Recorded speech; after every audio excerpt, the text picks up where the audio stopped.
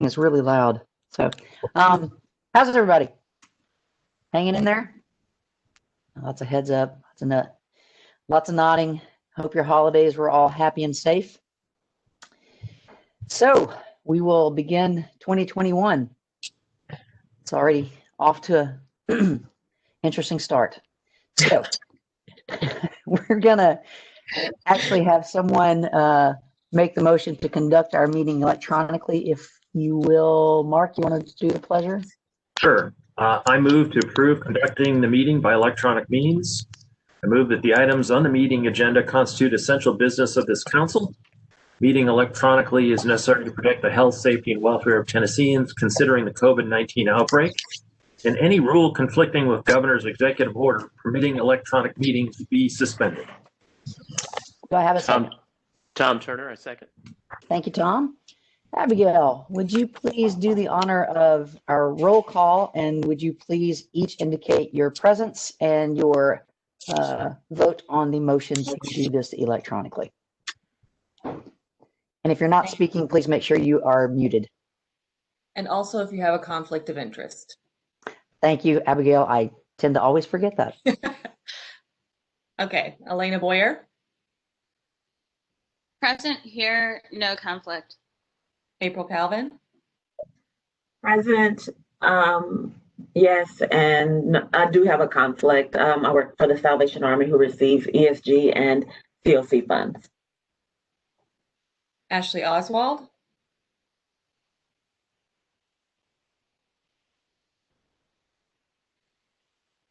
Not present. Ryan Ellis. Present, no conflict. And do you agree to the motion for the virtual meeting? I do. Yes, absolutely. Thank you. Alex Smith. Here, no conflict, and yes. Thank you. Michelle Hall. Present, here, and I do have a conflict of interest. I work for a COC-funded agency. Thank you. Don Diener. Here, no conflicts, and I agree with the motion. Thank you. Norman Humber. Present, yes, no conflict. Thank you. Catherine Knowles. Present, yes, and no conflict. Thank you. Sheila Decker. Present, yes, and my conflict of interest is I do contract work for the Salvation Army. Mark Overlock. Present, yes, and I have a conflict to suspend Catholic Charities gets any money from COC and HUD and so forth. Thank you. Mary Catherine Rand. Present, yes, and my conflict is I work for the Mary Parish Center, who receives COC and ESG funds. Thank you. Beth Shin.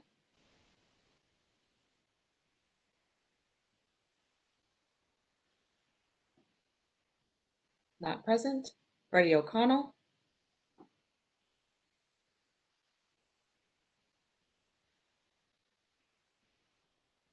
Not present. Aaron Evans.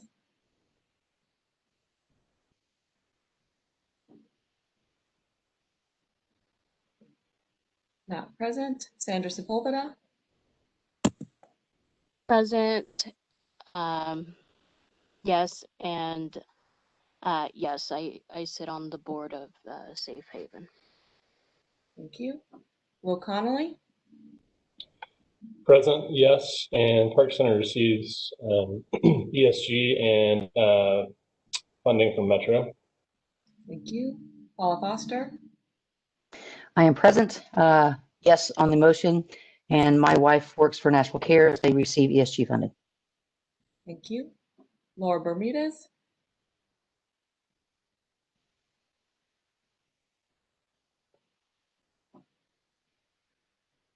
Not present. Vicki Batcher. I am here. I agree, and I have no conflict of interest. Thank you. Wendell Seagrove.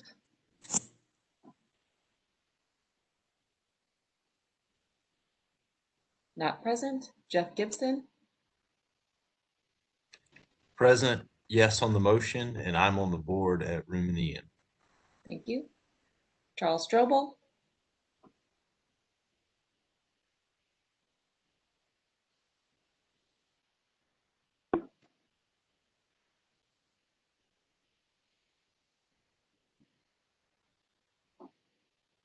I saw him.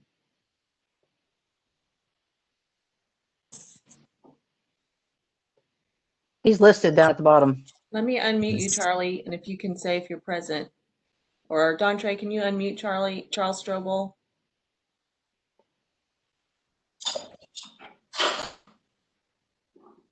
So this isn't Charlie, this is Beth Shin, and I've just been moved to the participant list. So yes, no conflict present. Great, thank you. Mark you. Charles Strobel? Present. Let's see. I have a conflict with Room Within, and vote yes for the motion. Thank you. And Tom Turner?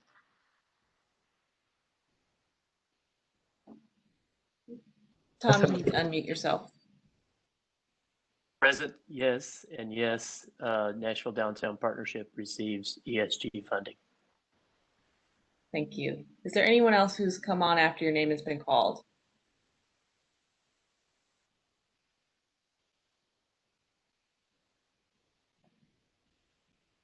All right, thank you. All right. Well, thank you all again for taking time out of your day to be part of this, the body. That I really appreciate your service, your work. We're all still working under incredibly weird conditions at the moment. One of these days, maybe we will all be able to see each other in person again, and I look forward to that. I'd like to start our meeting as we normally do, with a moment of silence for those that we have lost in the last month. So I'm going to read their names and observe a moment of silence. Kenneth Cisco, Joey Dela, May Brown, David McBee, Jesse Foster, Ronald Dean, Wanda, Roy Gator Garrett, Steve Logan, Robbie Buchanan, and Archie Powell. Guys, all mute yourselves in this silence.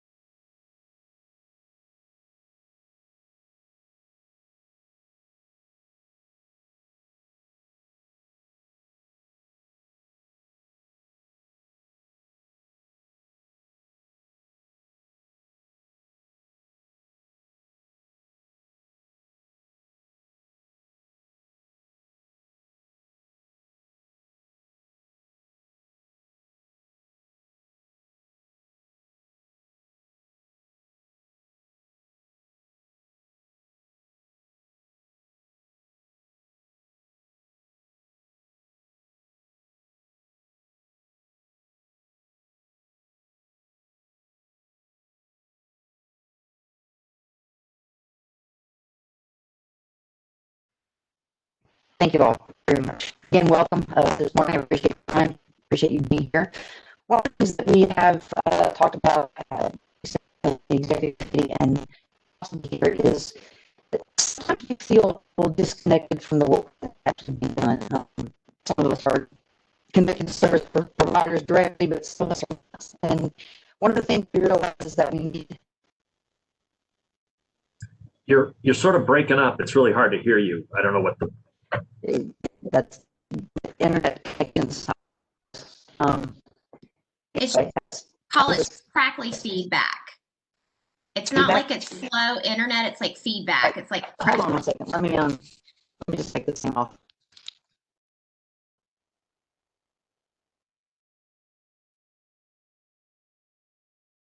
All right. Better? Okay. Fabulous.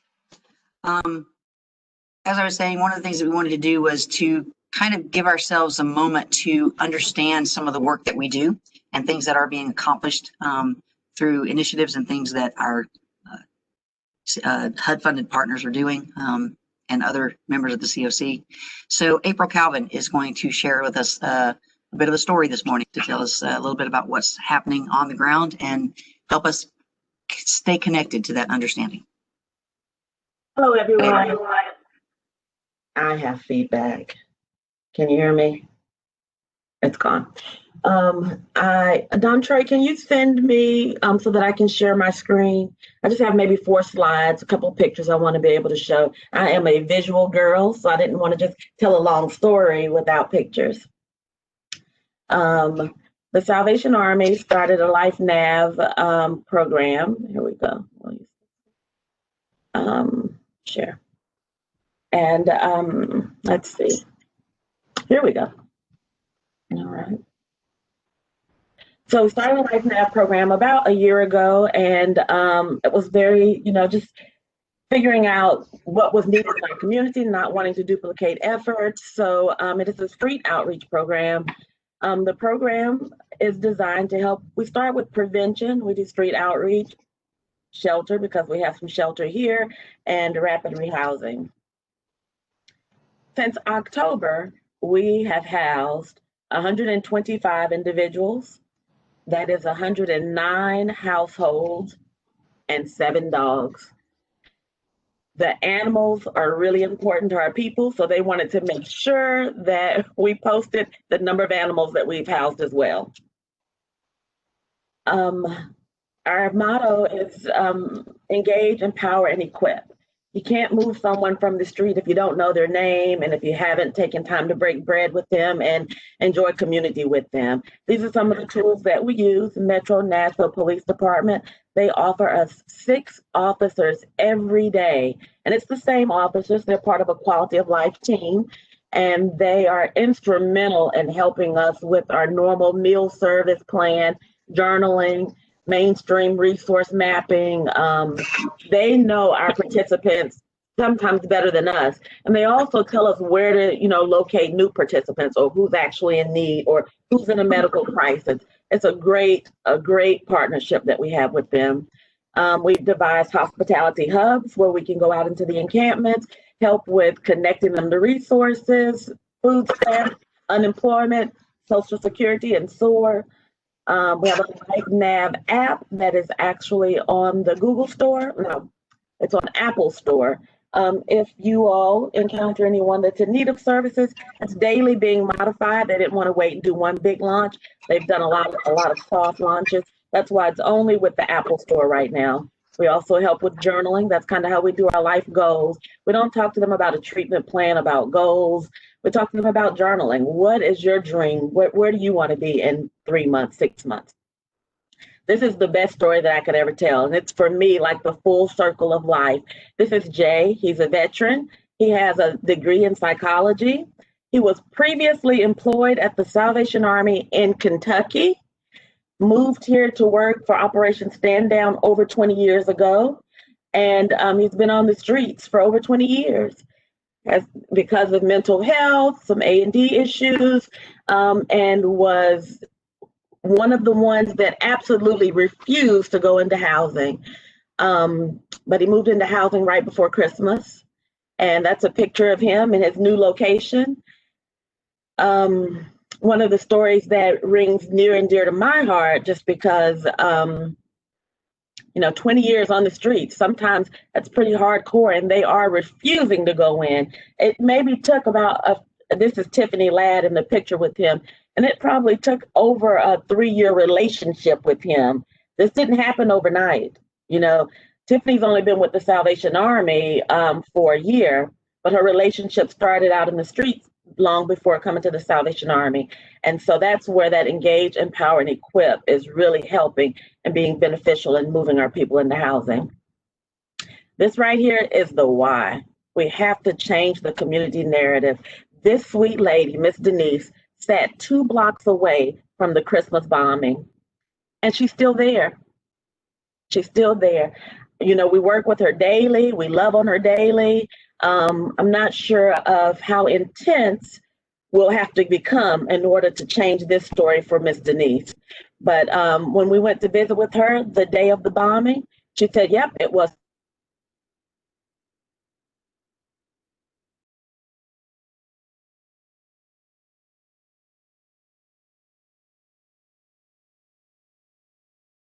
that I showed, 109 households and 125 individuals. That's just the Salvation Army's numbers. That's not our community numbers. So think of that. You know, I think maybe Heather or Abigail, definitely Rachel Cook would have our community number on how many people we've moved into permanent housing since October. But I'm really proud of the work that everyone in the community is doing. It's a lot of boots on the ground. There's a lot of momentum. It started really slow in the encampments. You know, all it took was maybe 1 or 2 early adopters that actually had that long-term relationship with the outreach workers in order to have that momentum shift. Now they're calling us and emailing and texting us, how do I get housing? How do I get housing? So this is helping to change the, you know, unfortunately COVID came, right? Unfortunately, but it's definitely helping to change our community narrative. What long-term goals for us would be that engage, empower, and equip, right? How do we equip them to be able to sustain and maintain where they are long-term? How do we connect them with resources, income? So we're taking a purposeful pause right now on the housing to work more on the case management and the long-term resource mapping. Thank you all for listening. All right. Feedback going on again too. That was awesome. I appreciate you sharing that with us. It was great. So we'll move on into the rest of our agenda at the moment. And the first thing up is Judy and the Metro Homeless Impact Division. He has some things, and then one of her folks, Janley's going to share some data points with us. So Judy. Good morning, everyone. So I want to actually add a little bit just where April left off. I'm going to pick it back up. I want to share with you the impact that some of the numbers you're going to hear from the ESG reports will reflect and what that means on the floor. When I talked to Troy Jenkins, our outreach specialist, he says when he used to go into encampments, it would be you build the relationship, but it's kind of hard to engage people. People would be like not interested in working towards housing. And now when he goes into encampments, because friends are being housed around, he is welcomed as, you're the guy where I can get housing. So we need to really recognize what that means when we actually have resources and where people are being housed, others are being housed, want to work towards housing. Sometimes I think we forget that people are realistic and they are desperate, and it's easy to say they don't want housing when actually people just realize that there isn't a lot of housing available or resources available for housing. And then once it is, all of a sudden, it just changes the whole outreach. And also street outreach is only as effective when we actually have the resources that people are interested in and get them out of homelessness. On that, I also want to actually be specific. Last time I looked what I talked about, and I'd already alluded to it, complaints about encampments are up. I really am watching the numbers, outdoor numbers, shelter numbers, and the percentage really has shifted where a lot of people through COVID, and this is really COVID related, a lot of people, their percentage of outdoor homelessness has really increased compared to the overall homelessness percentage. So I'm still monitoring that before I can give you actual numbers. I have educated estimates, but I will have more better numbers next month on that. But it's significant, and it also translates into community complaints. We are getting them daily. I mean, it's really, and the complaints are usually they're concerns, but it all boils down to removal requests. there is a lot of pressure on Metro to remove encampments, a lot of pressure, and everybody needs to be aware of it. We're pushing back hard. We're focusing on housing. The message is housing. I will not budge on that message. I want to share that with you because I'm sharing it with politicians out there, and I'm feeling politicians getting really frustrated with me, and that's from legislature. Because my message is, and I want you to be aware of that housing is the solution. It needs to be part of the conversation when we talk about homelessness, and especially at the policy level. I understand that it's housing alone is often not the solution for people that need more and need support services, but without talking about housing, we cannot end homelessness. Simple as that. Homelessness is a housing status. And that's the message I'm going to stick with. The other message I stick with is the Band-Aid is not sticking anymore. So don't ask me for quick fixes. They are just not there. It's one of those old, dirty Band-Aids. It's not sticking anymore. So unless be in it, I'm asking them, I'm begging them to be in it with us for the long term and focus on housing. There's only a few that are not very supportive of that and just want to have the quick fixes. Everybody else, I feel, is really this chance for us to look at what that means. And I really want to encourage all of you to really stick to the strategic plan to build that foundation so we know what we have, what we need, what the foundation is, where the gaps are. We really need to look at that and build up a sustainable model that we are, through the ESG funds, are really starting to build out that system, and this is our chance. An example, during COVID in 2020, Bakersfield, California reported last week that they have ended chronic homelessness. This is during COVID. I have reached out to get a little bit more data from them, you know, how many people they had, and once I get that, I'm happy to share it with you via email. But this is something that I think we need to just always be mindful of, that we're using housing-focused, data-driven, person-centered approaches to really look at how do we drive goals? How do we actually make progress? How do we prioritize and not shy away from prioritizing to do all of that? And that's kind of where we build a system that really, really can show results. And people discussing that not really, homelessness will never end. We're proving, other communities are proving that every day, that they're working so closely towards a goal that they reach effectively ending veteran homelessness. And more communities are also reaching that ending chronic homelessness. And chronic homelessness, ending that means there is maybe one person or you know, that it's very, very few people that are still on the streets meeting that chronic definition. We can do it. And so if others can do it, then we in Nashville can too. And I truly believe that. And I will give it over. And that's kind of where we started last month to really, I'm bringing one of my expert team members and colleagues to talk about data to you and talk about what HMS can do so we all understand it together. And I wanted to give it over to Shanley to take that. Good morning, everyone. So my name is Shanley. I work on the HMIS team here at the Homeless Impact Division.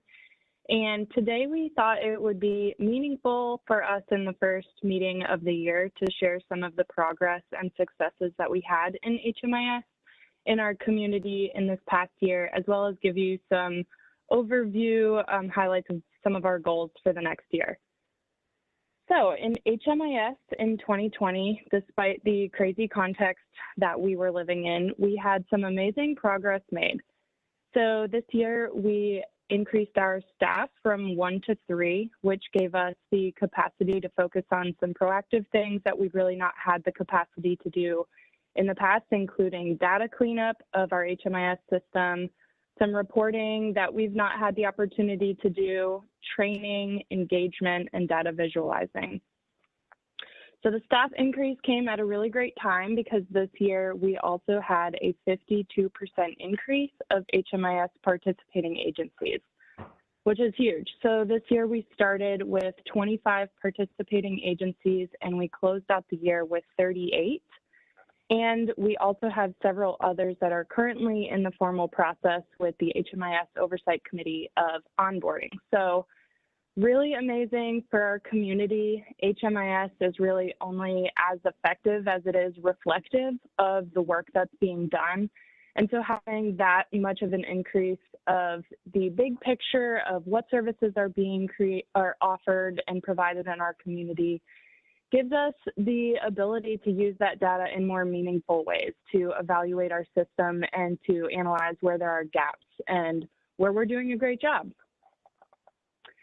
This year in HMIS, thanks to you all, we were able to move into a data sharing HMIS system.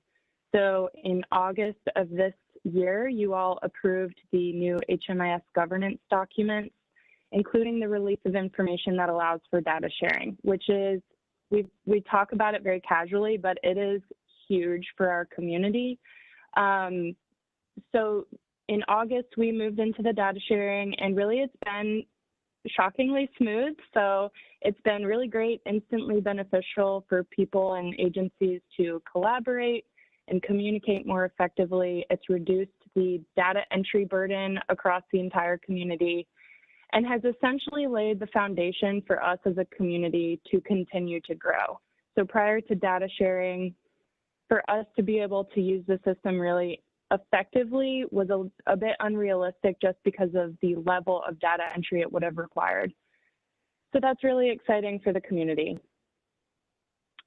We've talked about ESG CV a ton, but in terms of HMIS specifically, we funded 14 agencies in our community for ESG CV, and we created 28 new projects, which for the most part represents data in HMIS that did not previously exist. Again, just having that perspective is great. I wanted to talk about some of the progress that was made in street outreach projects and emergency shelter projects. So these two project types represent the biggest gaps that we have in our HMIS data collection. And this year we sort of made a dent. And so that's great. And I do want to acknowledge the work that was done. So this year we onboarded the first two high volume emergency shelters that we've had into HMIS. That was the MSS COVID Relief Shelter, and Room in the Inn's winter shelter started entering data into HMIS this year as well. So that's amazing. That is a huge, again, new perspective of data and what's happening in emergency shelters. Street outreach, again, is another one of the areas where we have a lot of room for improvement, but over the course of 2020, we doubled the amount of data that had been entered into street outreach projects. Rachel and I plan to talk more in the future to help the community differentiate between what street outreach is and what coordinated entry is in the future. So some more information to come on that, but I did want to just acknowledge that we really increased our street outreach information by double. So goals for 2021, really essentially just riding this new momentum through. So we have plans and we've started communication with street outreach and with emergency shelter projects to continue to try to engage new project types to enter in HMIS. So again, that we have that big picture available for us as a community so that we can work towards a number of people experiencing homelessness annually that we feel really confident about based on the numbers that are available.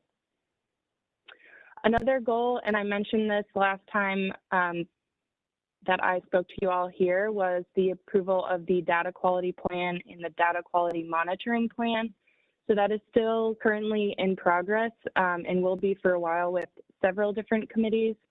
But this is going to be great for our community to have a set of standard benchmarks that we can lean on and rely on in our community so that we can point back to it and hold ourselves accountable, as well as have an expectation for people that are interested but want to know more about what it would entail.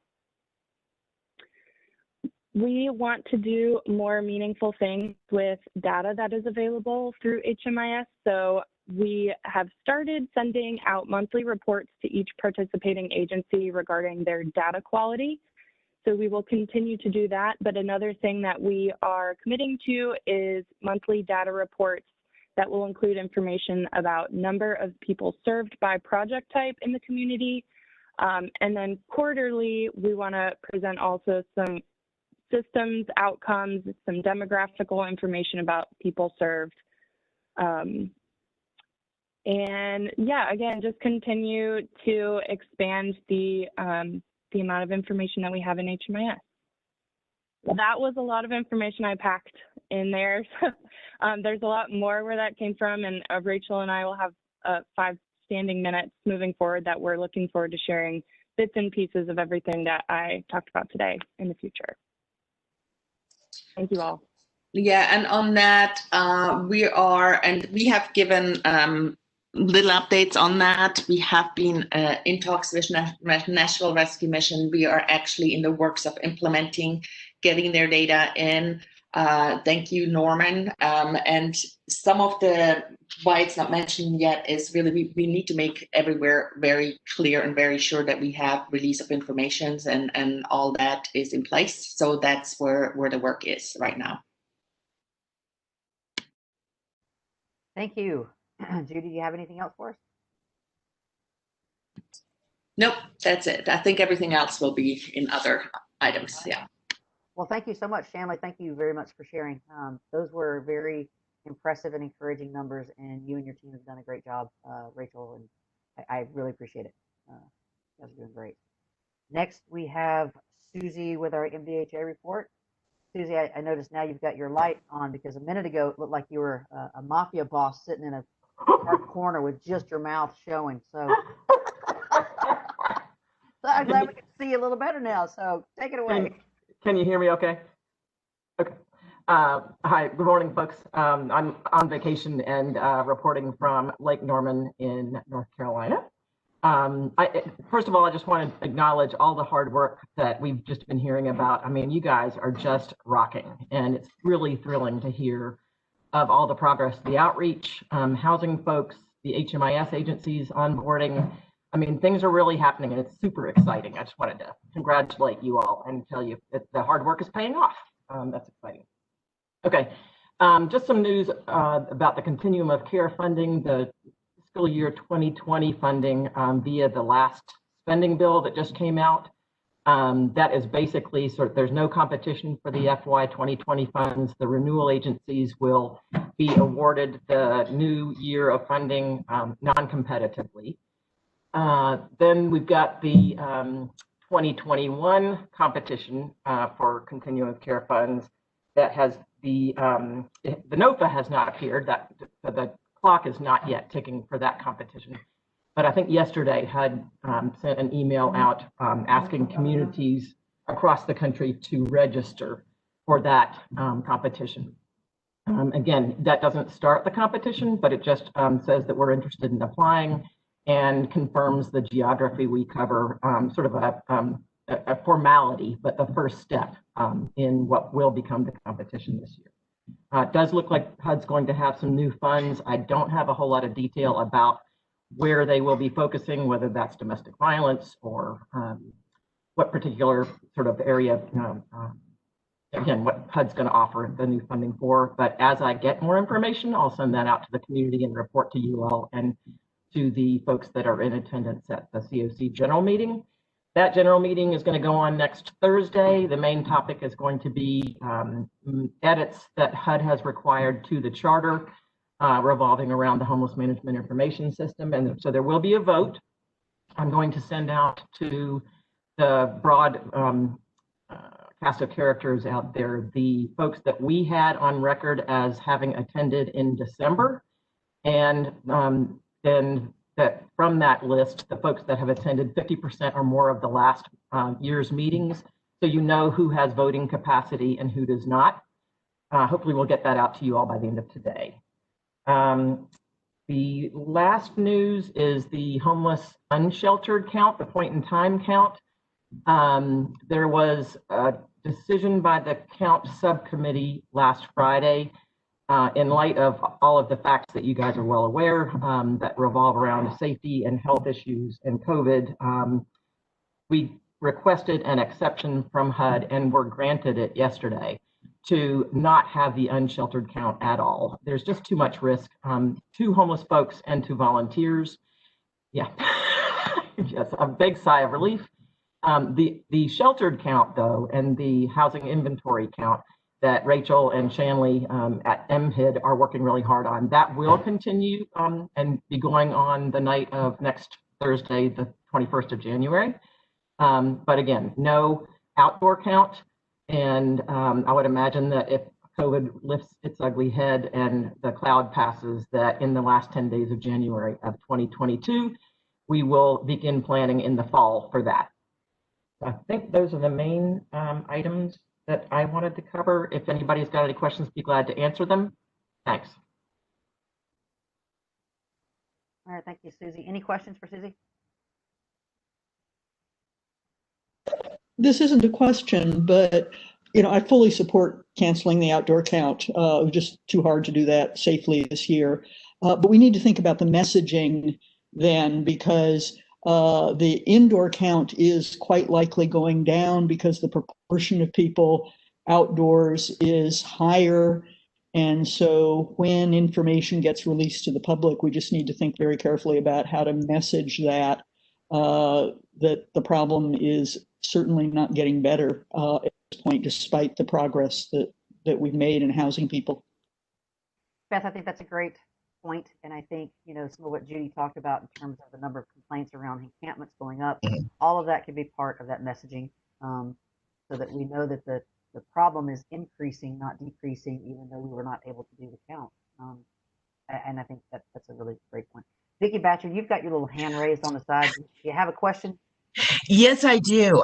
Because they're not going to be going outside into the community to do the count, is there a plan to adjust the final numbers? Good question. Susie? There won't be any adjustment of numbers. We can't really sort of report to HUD numbers that we don't count. But I think, as Beth is suggesting, we'll work with the MHID staff and other stakeholders to tell the story about, how I think that there are larger numbers being seen outdoors and in the encampments. And I think that we might be able to, at least for the community, but perhaps not reporting back to HUD, work with members of the count subcommittee and other outreach folks to put a to full court press on encouraging entry of data of folks who are in the encampments into HMIS and get them housed.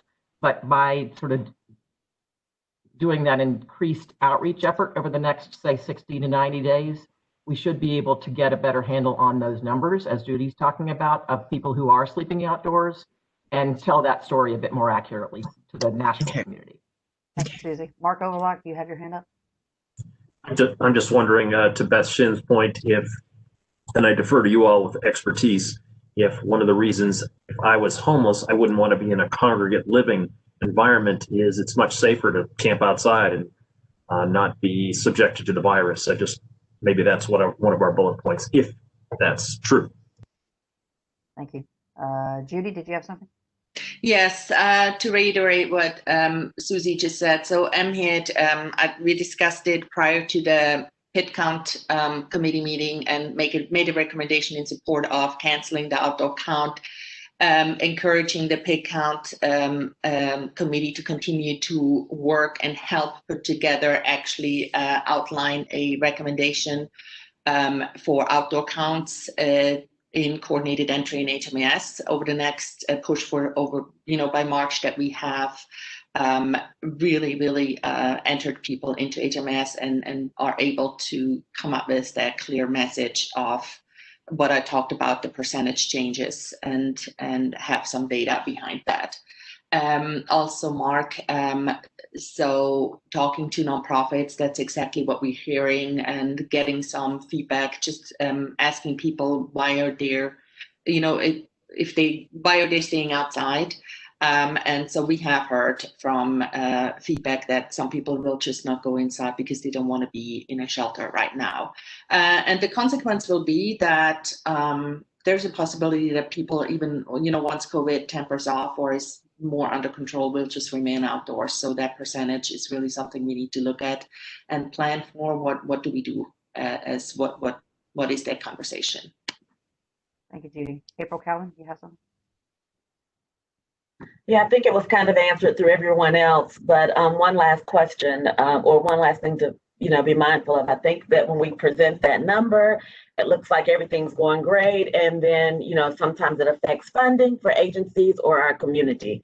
So I just want to make sure that we put the package together, whatever hits the newspaper or media release, we put the package together that tells the true narrative of what's going on. Like, for example, the encampments and the crime that's going up in the encampments. Some of that could be some desperation. I think that mental health is at an all-time high. So I don't know how much of that we can put in the community narrative. One last thing, one question, I guess, for me is anyone that was just recently housed within the last month and they're on ESG or rapid rehousing funds, and they're in the HMIS system, are they accounted for through the homeless pit count because their rent's being paid by someone else, or are they no longer experiencing homelessness? Really good question, April. I can answer that one. Go for it.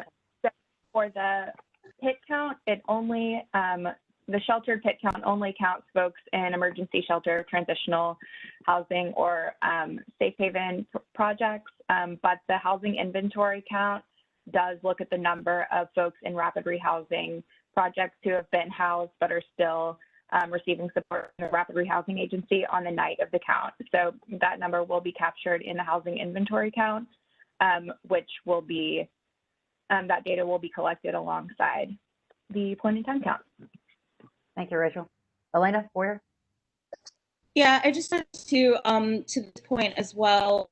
Unsheltered is captured actually in a different data set that's not HMIS, so we can actually, when it comes to messaging, supplement some data sources, so it's not just HUD, but in the uniform data system in HHS collects unsheltered counts through our health center. It's not as accurate, but at least it's something when it comes to messaging to think about other data sources to supplement that. As a bullet point as well. So just wanted to let you know that that is counted in other data sets. Thank you, Elena. Okay, unless there's something else incredibly pressing, we're going to move on. All right. Heather Dillashaw from our HUD Technical Assistance, thank you again for being part of our meeting and giving us an update on the CARES Act funding. Take it away. Sure. Always good to see y'all. If I can get the presenters thing, I'll share a slide about some really fun numbers to look at.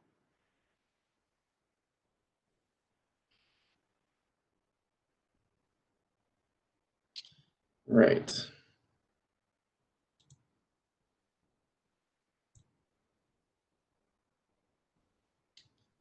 So can you all see my screen?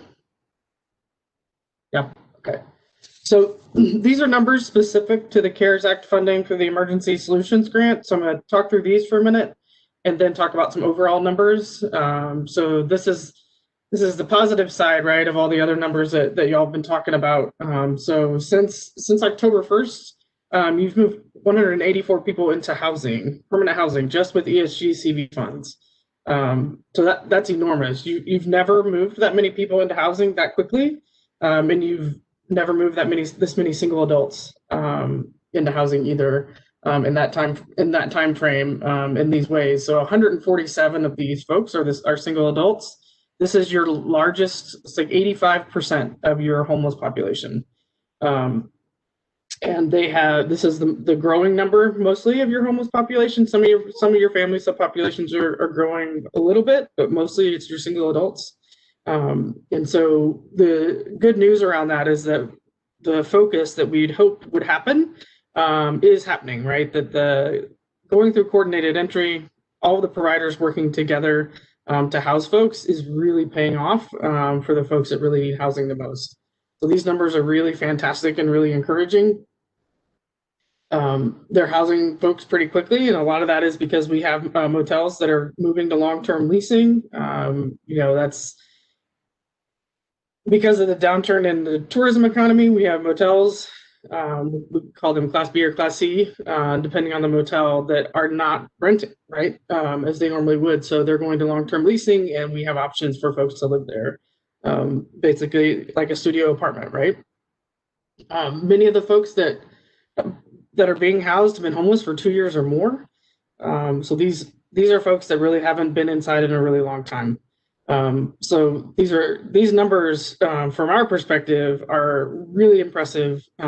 Cities that are double and triple your size are struggling to do this. And y'all are really doing an amazing job. So huge kudos both to the MHED staff for coordinating the efforts, and to the providers, particularly the case managers on the ground that are getting folks moved in and helping them find what they need to stay in that housing.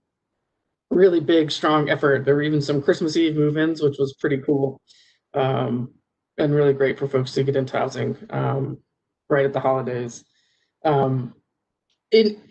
Just to kind of give a sense of what difference this kind of funding has made, overall, since October 1st, you've moved in 261 households, which is fantastic. Really great number too, but 184 of that has been just with these ESG dollars. So having this kind of infusion of funding has really made a difference in this permanent housing surge. So super great to see those numbers. We're continuing to see referrals for all of this every week. Lots of things in the pipeline to both continue to use ESG CV dollars, as well as some additional longer-term subsidy through MDHA, through the Housing Authority side of MDHA, with some dedicated vouchers. So we're currently working on that. And MHID staff is going to be coordinating that effort as well, the referral process through coordinated entry, and then working with MDHA staff on applications and all of those pieces. So all of those things ramping up as we look toward long-term sustainability, including coordinating effort with the providers to provide the supportive services that are needed, from the very basic pieces around food to getting connected to potentially other services that folks may want, like mental health or recovery services, whatever the case may be, as households move into housing and are able to stabilize a little bit, thinking about what other things are going to be helpful to them and that they may want as they're able to think beyond where they're going to sleep. So lots of different moving pieces, all really good, all really strong. I'm happy to answer any questions that y'all may have about this.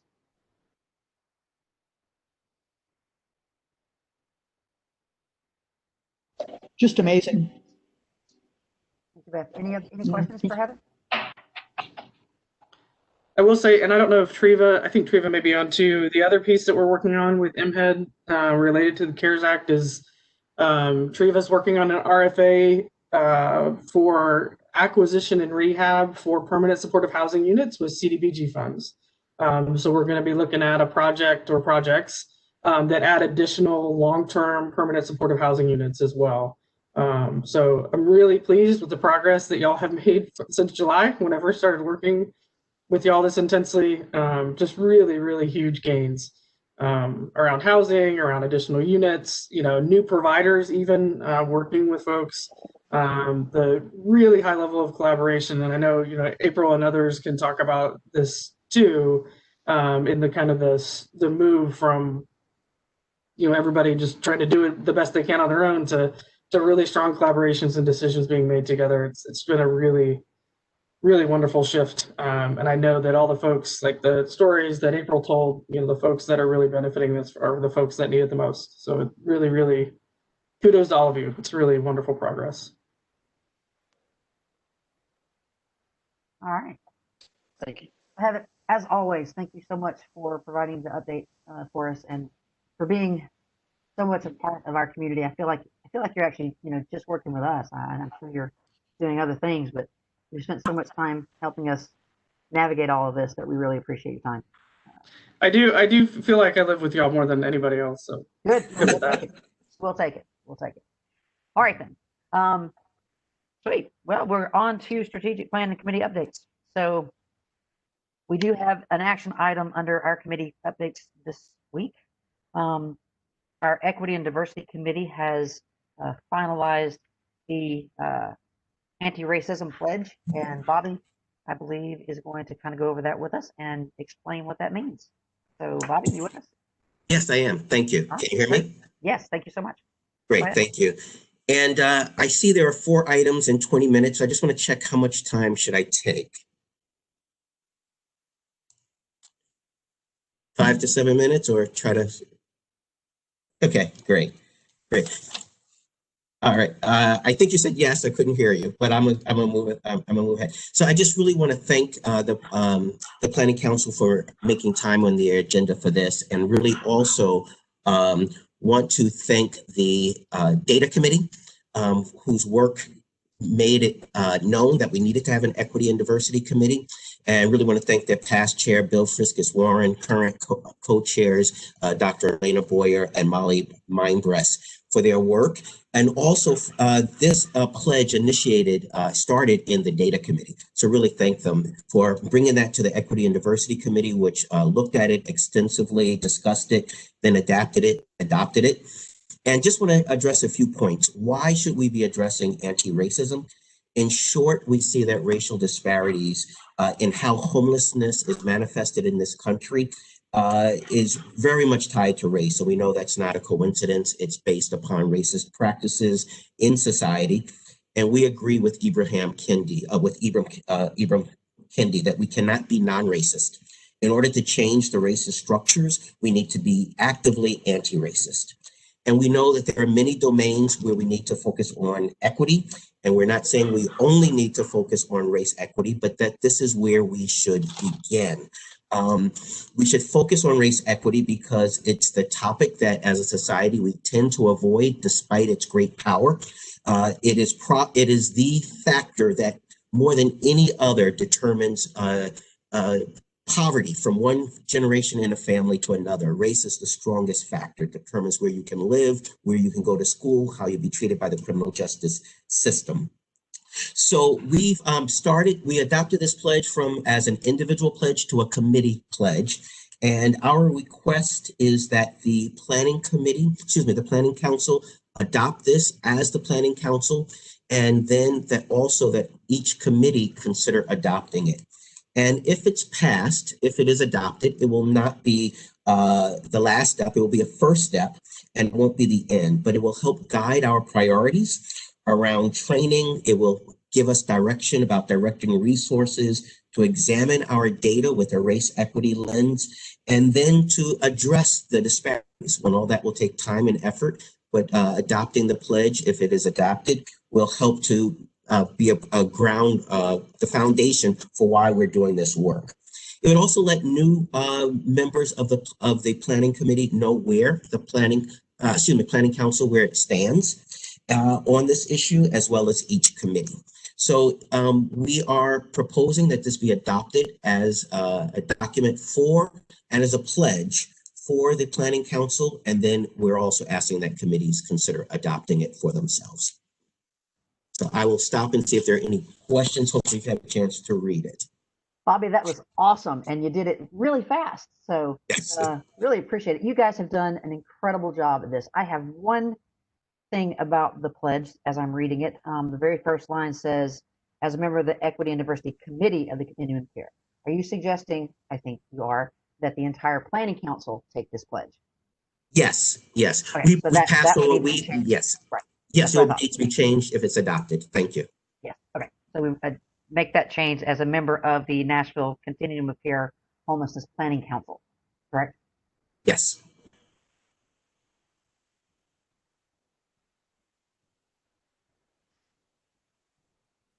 All right. Any questions or comments, thoughts around all of us taking this pledge? I move approval. Mark Orlock. Well, second. The committee is, hold on, the committee moves approval, Mark, so you can second it. All right, Beth beat you to it. All right, that's great. Do we have any other discussion or thoughts? I'm a bit amazed. Everyone seems to be so incredibly excited by this that no one has any questions. There's no reason not to do it. There you go, Tom. Thank you. All right. Powerful statement. Thank you. I think it is too. I've read through it and I think it's beautiful, and I'm so happy and pleased that we are moving in this direction. All right then. Seeing no other discussion, I will call for that vote. I'm so sorry. Who said that? This is Michelle. I'm sorry. It just took me a second to unmute. I just also wanted to say, just reading this was inspiring, and it feels like this is a good way to go. So kudos to the work on this body. Absolutely. Thank you so much. Well, thank All you. right, And credit goes to the committee and to the data committee as well. beautiful thing. Abigail, would you do a roll call vote, please? Yes.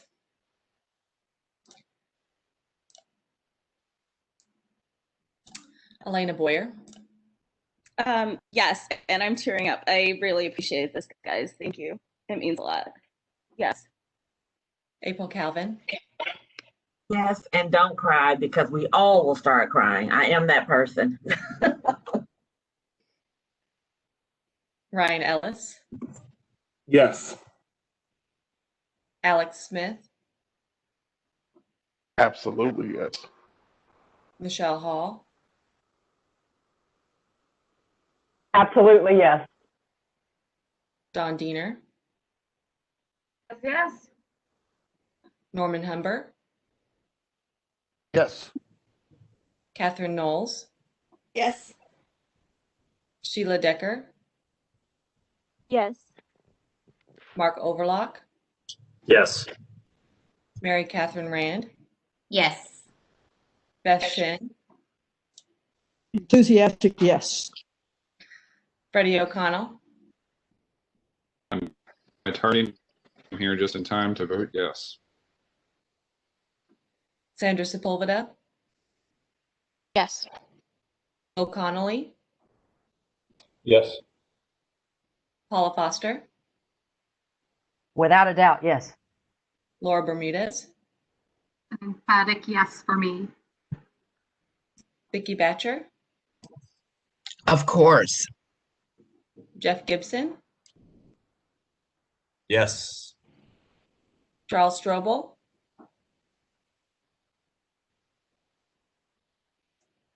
And Dontre, if you could unmute Charlie for this vote. Yes. Yes. Triple yes. Tom Turner. Yes. And is there anyone else that I missed? I want to be able to vote. So can I say ex officio? Yes, this is amazing. You're one of the only places in the Southeast that's doing this, and I'm so proud. That's all I had to say. Well, every now and then we can be first doing something that's really good. So, all right, that was amazing, and thank you all so very, very much. And Elena Boyer, get yourself back on here. We don't care if you're crying. It's a good thing. All right. Well, now I'm Thank you very flummoxed as to much. where my agenda went because I was so excited about that. Thank you, Bobby. Your committee's done a fabulous job, and I truly am. I know all of us have said it and are very enthusiastically, but this is really incredible. And Heather, what you just said to us is that we are one of the first bodies in this region, not just the state, but our region, to adopt a statement like this. I think it's incredible. We could go into a whole bunch of historical stuff around civil rights movement and things like that, but I'll spare you that diatribe at the moment. So thank you, thank you, thank you, thank you, Bobby. Thank you. Thank you. All right. All right. I don't think we can top any of that, but Laura, you want to talk about our executive committee? No. I'm okay with that. Yeah. We've done nothing in comparison to that. So Quick and very dry update on the executive committee, just to let the planning council know that we are in the final phase of confirming our resource development committee members.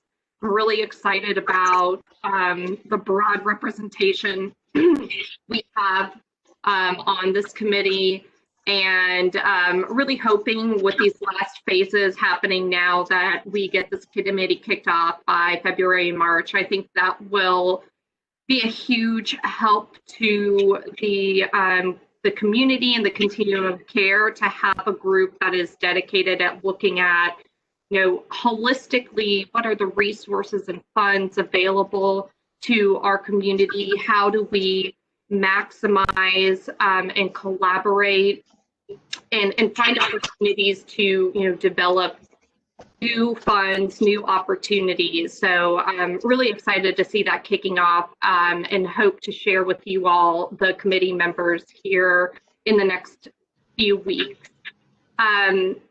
Additionally, the executive committee is looking ahead to schedule a committee chair meeting, hopefully in the February timeframe with our committee chairs. I don't know if anybody remembers this because it feels like it was so long ago, but we did have a 2020 committee chair meeting last year in about the February timeframe.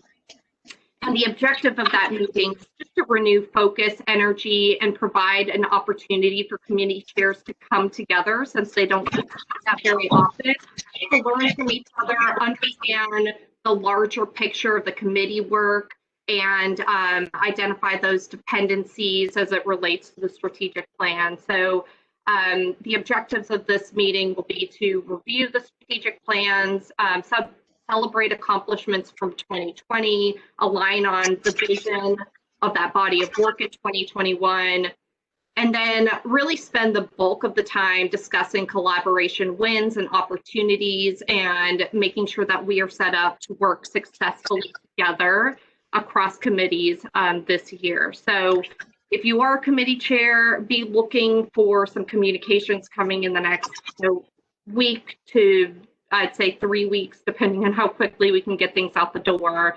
And I'm looking forward to getting that together again virtually, but nonetheless for a good discussion and conversation. So if there are any questions, I can take those now, or feel free to shoot me or Judy Tackett a note, and we can cover any outstanding questions or anything that you'd like to know.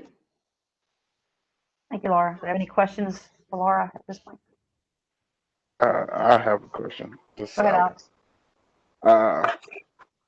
Is any stakeholders or people with living experience represented in that committee? We do not have any lived experience representatives on the committee as of right now. If we as a council feel strongly about that, we can certainly take that back to the executive committee and make sure that we include that. I will pull up my little list. Judy, if there's anything you'd like to add, go ahead and do that. And I will pull up my kind of criteria list so I can share with you all the different type of representation that we look for and identify. All right. Anything else for Elena? Okay. One quick thing that I wanted to.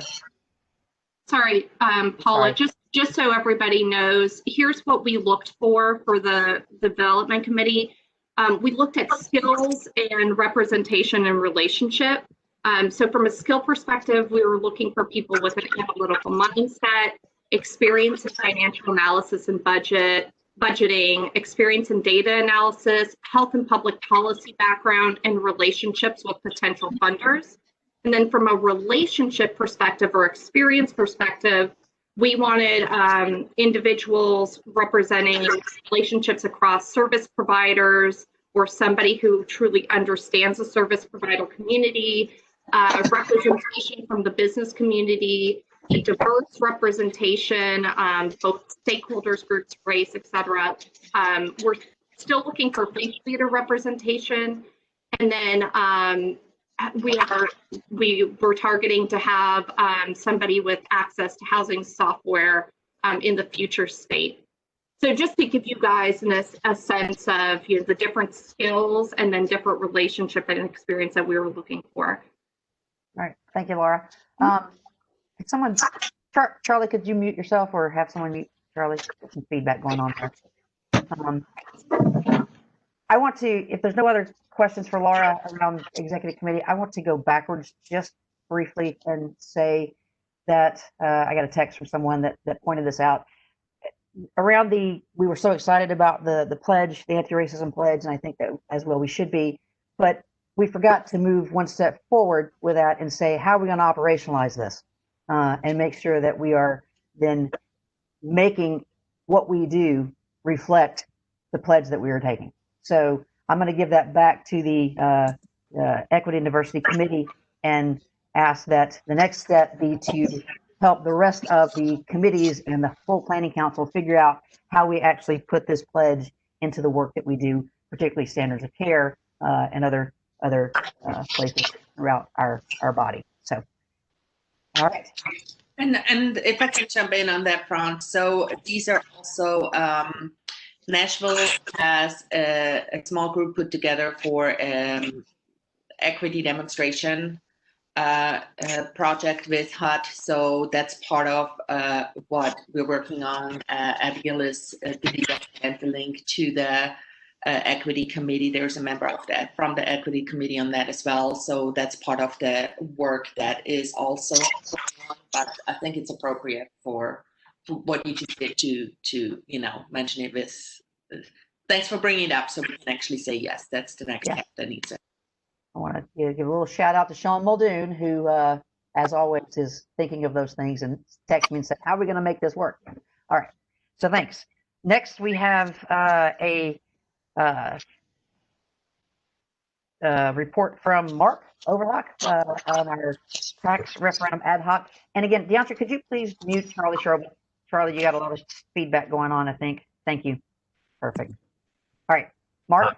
Thanks, Paul. I just want to give a shout out to our ad hoc committee members, Vicki Batcher, Mary Rand, Will Connolly, Jeff Gibson. We also had significant help from the mayor's office, including Ashley Brown. And of course, Judy Tackett's been provided great leadership. Our PR response is just about done. And I anticipate we have one more meeting next week to finalize the response. We've had I think we've met now 3 times. We've looked at public safety issues, the consequences of lost funding, and what that will mean to our community should that tax referendum rear its ugly head, in my personal opinion. And I don't know, for example, Freddie, if you have any insight into whether Jim Roberts is ready to file that thing again. I would say we're 95% ready with our statement. It just needs a little more tweaking. We've had a lot of heavy lifting from Will Connolly and Jeff, and then some great input from Vicki and Mary Catherine. So I don't have anything to show you yet, but it's coming. All right, thank you. Anybody have any other questions about that? We appreciate the work you guys are doing, and we're looking forward to seeing and hearing more from that. Okay, moving along. Yeah, go ahead. I'm sorry, Freddie. Go ahead. Inquiry there. We know that the necessary signature threshold would be a little higher at this point. That is all we know. Don't know the timing or the planning exercise of any, potential kind of ballot initiative approach here, but they would have to get more signatures than they did previously. Thank you. Okay. All right, we're going to move on. Kathy Jennings, do you have anything for us real quick on shelter committee updates? Yeah, so the shelter program, thank you, Paula, is operating. It seems to be working fairly smoothly. There's been a few hiccups, but the winter shelter we're working through the problems. And we have a meeting here this week. We're going to start addressing gaps in the shelter program and how we can use the shelter program more as a step into housing, right? How it can become a step into housing and brainstorm around those ideas. That's fabulous and exactly the direction I would hope to go. Right. Any questions for Kathy real quick on shelter committee? All right, thank you. Judy, vaccination priority letter. One of the things that the executive committee has talked about, and I know this has come from some other places as well, is figuring out, with all of the COVID vaccine rollout, lacking of doses and all of the things that present difficulties in this arena, we are still committed to trying to make sure that the people that we serve are prioritized and in line in a good place to be eligible for that vaccine, including particularly our street outreach workers who are putting themselves out there every day. I will tell you that just from my organization alone, we've had 2 people who have tested positive and 1 who's been sick. So we know that our folks are at high risk working with the people that we work with every day. So to that end, this body is drafting a letter to the Department of Health. Judy, would you kind of go through that with us? I think you all got a copy of it to see what the draft looks like. Yes, you actually gave the introduction. I just wanted to give the quick introduction. And I do get a lot of requests from providers who are not clear. When you look at the phases, the way they're laid out, it's not extremely clear where providers are falling. If they're falling under doing outreach and still health or mental health care, they may get the vaccine over other outreach workers, and it's not clear when the shelter staff will be in which phase. So basically, Mark, I'm gonna pitch it to Mark. He has been so gracious to actually do a first draft. I really pushed for that so that you have something to look at already rather than talk about it and actually respond to something. So we sent that out on Friday, and Mark, if you can take it. Thanks, Judy. Just this is testament to the federal government's inaction in getting out the vaccine and rolling it out with some sort of plan. The feds have left it up to the 50 states to decide how to roll the vaccine out. You guys may have seen headlines in the last several days where Florida and Arizona are welcoming rich Canadians who fly in over the age of 65, and because they're guests, they get the COVID vaccine. So I've just been concerned, as you all have, particularly with our outreach workers. So I reached out to Judy and we suggested drafting this. The only editorial suggestion I have, in the 3rd paragraph, we tried to list some of the big agencies in town that really have a lot of workers, and I left out the rescue mission, which was one of the biggest. So I would just insert the rescue mission. I wasn't trying to list every single agency, which would take 4 or 5 pages, but those are the big ones. So that would be my only editorial suggestion. Thanks.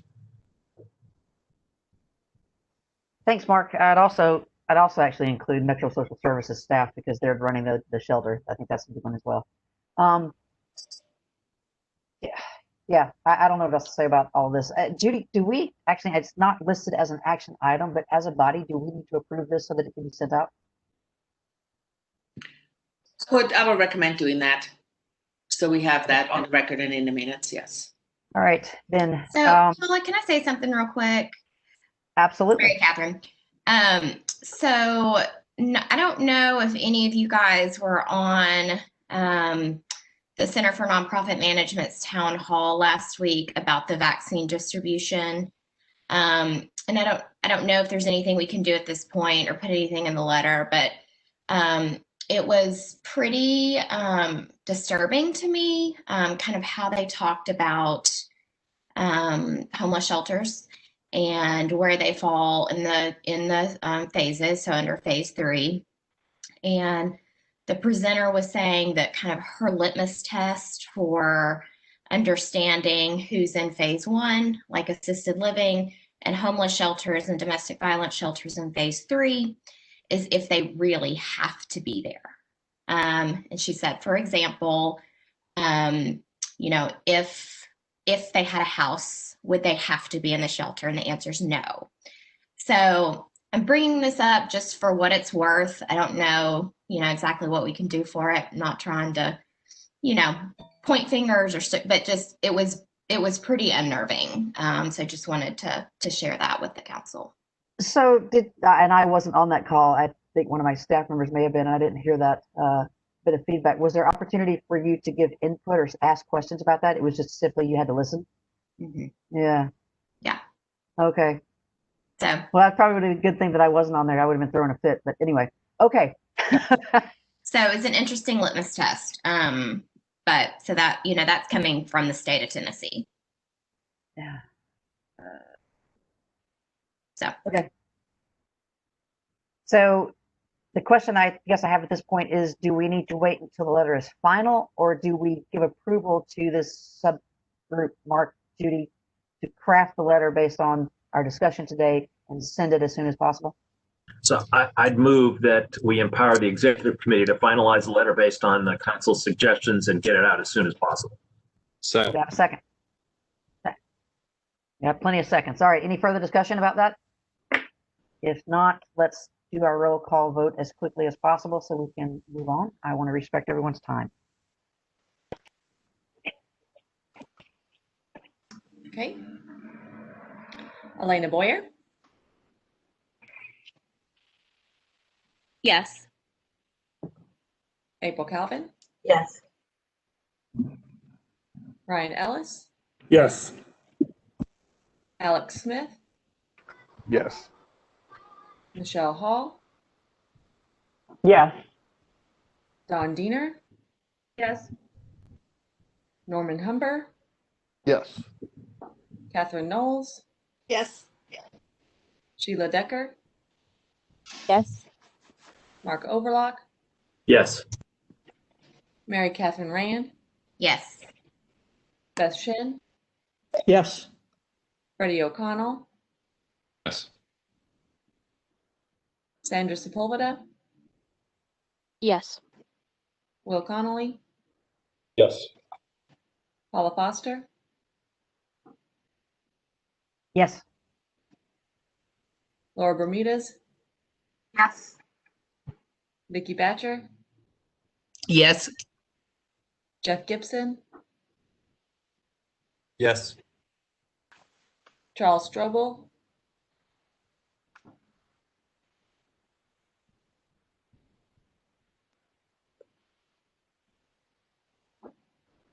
and Dontre, if you can help us make sure he's unmuted.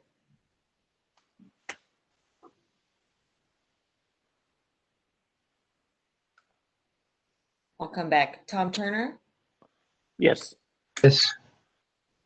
and then with Charles Strobel, was that you? Yes. Thank you so much. All right, thank you all very much. Judy, I would like, if possible, to have this completed and approved by the executive committee and out by the end of the week, if that's feasible. All right. If not, let me know. Don't mean to push too hard, but yeah, I think this needs to get out as soon as possible. Yes, you're pushing too hard. I'm gonna schedule a meeting and give the notification. I'll work on that today so we can get the meeting as quickly as possible with the exec committee. Just on this item. Okay. Yeah. Yeah, I guess we do have to do that whole public notice thing. All right. Thank you. Derek's shaking his head. Yes. All right. Other business. We do have some information around eviction prevention that someone was going to share. And then if anyone has anything else, just raise your little hand and we'll get to you. Who was going to talk about eviction prevention? It was April from this came from the executive committee where April wanted to share some information on what is happening. Thank you. I have a little bit of a brain fog. There was a lot of questions during our executive committee on what's actually happening in the community to prevent evictions.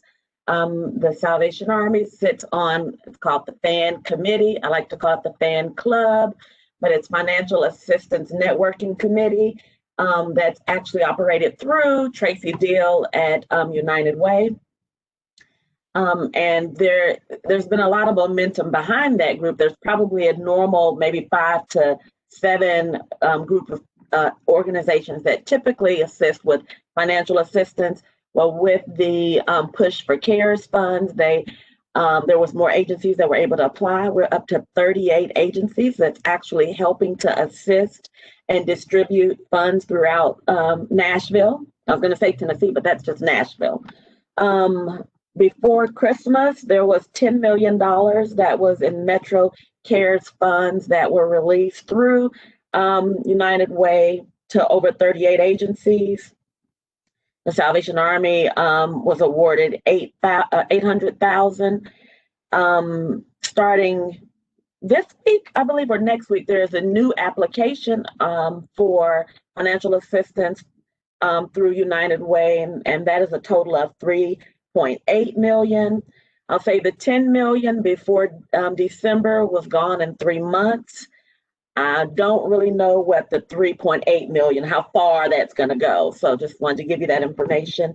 There was a lot of state CARES funds that was used to help save homes as well prior to December. There's some EFSP CARES funding that was used to help with financial assistance. Also CDBG and ESG has a prevention category for helping to prevent evictions as well. So a lot of the agencies, typically maybe the top 10, I would say, would be Catholic Charities, Rooftops, Needlink, the Salvation Army, the agencies that would typically help with financial assistance. I like to refer to ours as kind of a diversion, not just financial assistance. But there was people who, lost income back in March, or kids have not been in school and they're a single mom from March, and unemployment has minimized. Some of their bills are a lot larger. Throughout that last maybe 3 months, the Salvation Army has always done some financial assistance, and we typically have the same population. We kind of know, within the 3-year time span, we kind of know our people. Well, what was so different this year was the amount of people that have never reached out for assistance. Gig workers, people that have always worked, the people middle class, upper middle class, some of their mortgages were way more than we could afford, but when you've lost your income, you have zero, just imagine the desperation that's out there. So there's a lot of work going into the fan club and the fan committee. United Way has a website. If you go to their website, you can see the agencies that actually still have funding. They update that regularly. And then you can also, if you go to the agency on the website, it shows their funding distribution system, and or if there's an online application process. And there's a lot of information on that website. Thank you so much. All right, thank you, April. That is really good information for everyone to know. Is there other business that we need to conduct at this point? Just a quick question, Paula. I wondered if I could amend a motion or just do a new motion just to have the council empower you to finalize the letter and get it out. I didn't intend for us to wait 7 days while the executive committee meets in public and so forth. I think it's largely done. We've approved it. It just needs a couple of words added and it's ready to go. That's my thought. But I'm happy to make that motion if Derek Smith approves it.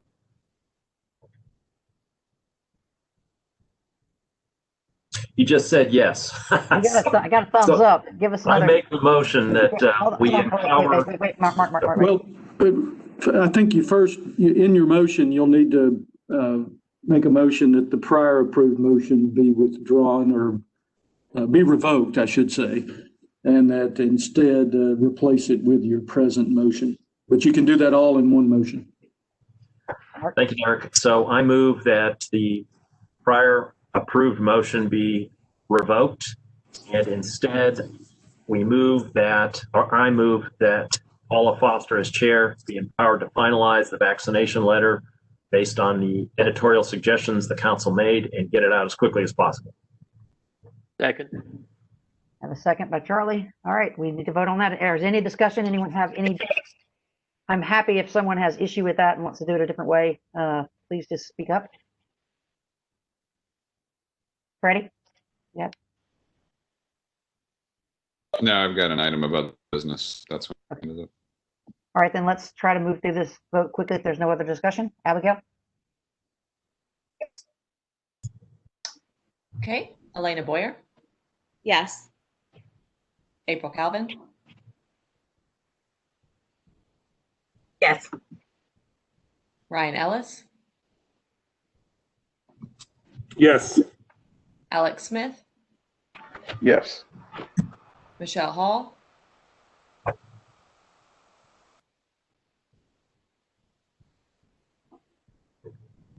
she's still with us, Michelle Hall,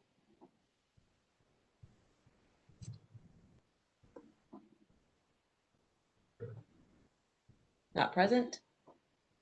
Don Diener, Yes. Norman Humber, Yes. Catherine Knowles,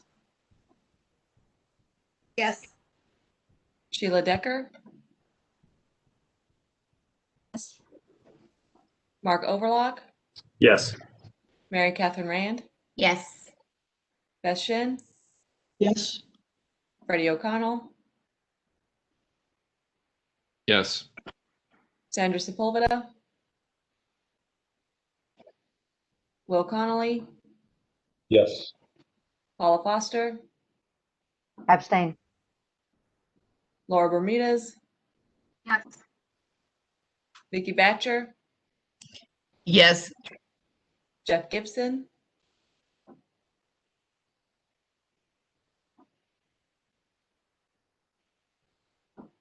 Jeff Gibson,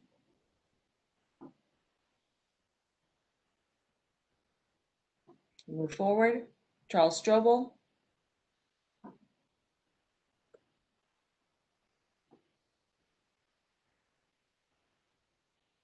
can we get help unmuting Charles Strobel? Yes. Thank you. Tom Turner, Yes. thank you. And then let me go back, Jeff Gibson,